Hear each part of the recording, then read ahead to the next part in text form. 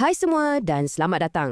Hari ini kita nak kupas satu kerangka yang boleh dikatakan cukup berkuasa, khasnya untuk anda para pendidik TVET. Ia adalah korak pengajaran 4 langkah.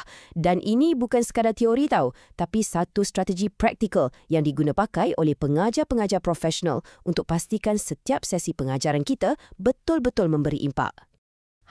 Ini soalan cepu mas untuk semua pengajar kan? Macam mana kita nak pastikan apa yang kita ajar tu tak tergantung sebagai teori dalam buku nota je. Kita nak ia jadi kemahiran sebenar yang pelajar boleh guna. Jurang antara tahu dengan boleh buat, inilah yang kita nak cuba selesaikan hari ini. Dan inilah jawapannya. Corak pengajaran 4 langkah. Nampak mudah kan? Tapi jangan salah sangka, ini bukan sekadar senarai semak biasa. Ia ibarat satu perjalanan berpandu, langkah demi langkah yang memastikan pengajar dan pelajar bergerak seiringan. Jadi takkan ada yang tertinggal. Okey, ini peta perjalanan kita. Mula-mula kita sentuh sikit asasnya, lepas tu kita akan selam satu persatu setiap langkah, persediaan, penyampaian, aplikasi dan pengesahan. Dan di hujung nanti, kita akan tengok macam mana kita boleh inovasikan lagi kerangka yang dah sedia mantap ni. Jom kita mulakan. Jadi, kenapa perlu ada struktur macam ni? Sebabnya mudah. Kalau tak ada metodologi, pengajaran kita boleh jadi agak rawak dan kurang berkesan. Pendekatan ini bukan soal ikut peraturan secara membuta tuli, tapi ia tentang membina asas pemahaman yang betul-betul mendalam dan pemikiran kritis dalam diri pelajar. Dua kemahiran inilah yang paling dicari-cari oleh industri sekarang. Peta jalan inilah yang akan jadi panduan kita. Setiap hentian, setiap langkah ada tujuannya yang tersendiri. Jadi, jom kita mulakan perjalanan kita di perhentian pertama. Satu langkah yang sebenarnya sangat kritikal dan menjadi penentu kepada kejayaan keseluruhan sesi pengajaran kita. Langkah pertama, persediaan. Ini fasa yang ramai orang terlepas pandang. Tapi sebenarnya, inilah tapak asas kepada seluruh bangunan pengajaran kita. Kalau tapak ni tak kukuh, koyak, alamatnya semua langkah yang seterusnya pun akan terjejas. Apa sebenarnya yang kita nak capai kat sini? Ada 3 benda utama. Pertama, kita nak wujudkan suasana yang rileks, selesa. Kedua, kita nak buat pelajar rasa teruja, nak bangkitkan minat mereka. Dan ketiga, yang ni paling penting dari sudut psikologi pembelajaran, kita kena buat jambatan yang hubungkan apa yang mereka dah tahu dengan topik baru yang kita nak ajar. Yang menariknya, ini bukan setakat teori. Ini adalah tindakan-tindakan spesifik yang kita sebagai pengajar boleh buat.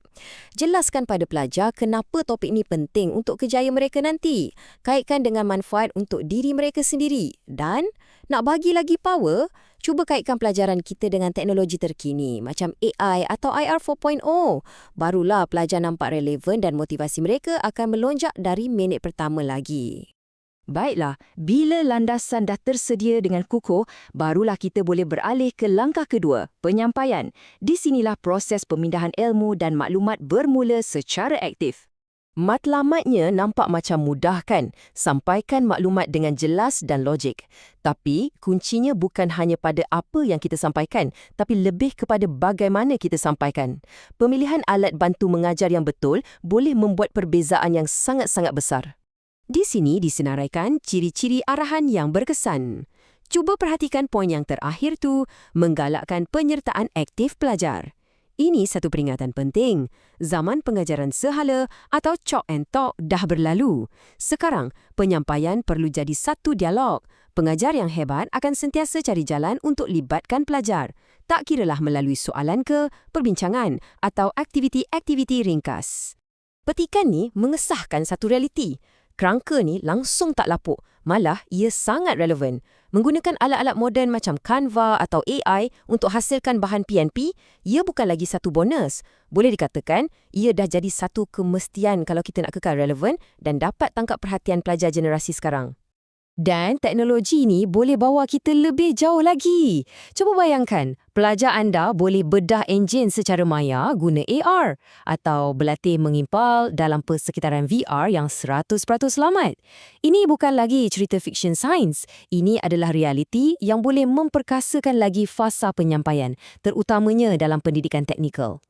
Okey, kita dah siapkan minda pelajar. Kita pun dah sampaikan maklumat. Sekarang, tiba masanya untuk langkah yang paling kritikal dalam pembelajaran kemahiran. Langkah ketiga, aplikasi. inilah masanya teori bertemu dengan realiti. Maklumatnya sangat jelas. Kita nak alihkan tumpuan daripada kita, pengajar, kepada pelajar. Kita nak beri mereka peluang untuk hands-on, untuk uji sendiri apa yang mereka dah belajar.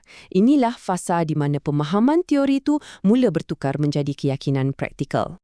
Jadi, macam mana kita nak laksanakannya? Mudah je. Mulakan dengan soal-jawab untuk uji pemahaman mereka. Kemudian, perhatikan mereka buat tugasan. Inilah masanya untuk kita bagi maklum balas yang membina, bukan kritikan. Dan akhir sekali, yang paling penting, sentiasa hubungkan tugasan tu dengan masalah di dunia sebenar. Barulah pembelajaran tu jadi lebih bermakna. Pelajar dah belajar, mereka pun dah cuba buat. Sekarang, masanya untuk langkah keempat, pengesahan. Di sinilah kita sahkan sama ada objektif pembelajaran kita benar-benar tercapai. Perhatikan betul-betul, matlamatnya ada dua. Pertama, sudah tentu kita nak ukur sejauh mana pelajar faham. Tapi yang kedua, dan ini sangat penting untuk kita sebagai pengajar, ialah untuk kita nilai keberkesanan kaedah PNP kita sendiri. Menjadi tak cara kuajar ni, kat mana aku boleh perbaiki lagi? Macam yang kita boleh lihat, ada macam-macam alat untuk buat pengesahan. Nak pilih yang mana satu? Ia bergantung pada apa yang kita nak ukur. Kalau nak uji teori, mungkin kuis atau kertas penerangan dah cukup.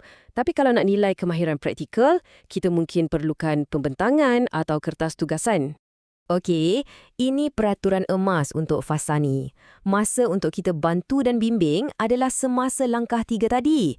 Bila dah masuk langkah 4, kita kena undur sikit. Biarkan pelajar berdikari. Hanya dengan cara ni, barulah kita dapat ukuran prestasi yang sebenar, bukan saja prestasi mereka, tapi prestasi kita juga sebagai pengajar. Baiklah, kita dah pun melengkapkan satu kitaran 4 langkah ni. Sekarang, jom kita simpulkan sekejap kenapa kerangka ni begitu berkuasa dan macam mana kita boleh bawa ia ke peringkat yang seterusnya. Apa yang menarik tentang jadual ni ialah ia tunjukkan yang corak 4 langkah ni bukanlah sesuatu yang baru direka semalam. Ia sebenarnya adalah satu evolusi daripada metodologi pengajaran yang dah lama wujud dan terbukti berkesan. Jadi, ini menunjukkan yang asasnya memang sangat kukuh dan boleh dipercayai. Jadi, inilah rumusan utamanya. Bagi pelajar, kaedah ni membantu mereka membina pemahaman yang mendalam dan keyakinan diri. Bagi kita para pengajar pula, ia bagi kita satu struktur yang jelas yang memastikan tiada apa yang tercicir dan membolehkan kita nilai keberkesanan diri sendiri. Ia adalah satu situasi menang-menang untuk semua. Sebagai penutup, saya nak tinggalkan anda semua dengan satu soalan, satu cabaran. Kerangka ni memang dah mantap, tapi ia tak statik. Cuba kita fikirkan sama-sama. Macam mana anda boleh suntik AI dalam fasa persediaan? Atau guna AR dalam fasa aplikasi untuk latihan yang lebih realistik? Masa depan pengajaran TVET ada di tangan kita dan corak 4 langkah ini adalah landasan yang sempurna untuk kita terus berinovasi.